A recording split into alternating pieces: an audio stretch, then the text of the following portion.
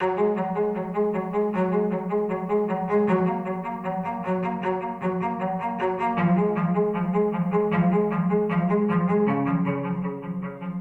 initial construction, it's all metal and oil and grit, but the finishing is all human. We really wanted to celebrate a lot of the craftsmanship and a lot of the heritage that went into that celebration of time. Seeing all this care in every part that is made and assembled really just wowed me. With an automatic watch, there's basically a weight on the back, and as you move every day, this rotates and it actually ends up winding the watch.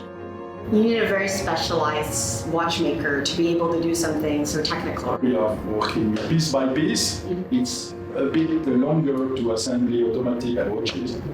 Assembly the movement, the dial and the hands, and the other assembly that in the watch case, the wheels, the bracelet and so on. One of my biggest lessons is actually how small everything is in terms of the scale, where at 0.01 millimeter, if you're off, the entire piece doesn't fit together. Not only the assembly, after we have to check, waterproof, everything must be controlled, and of course the precise of the finishing. Every piece that is produced, which is very microscopic, is handled by craftsmen who put them in place accurately in the right spot with precision.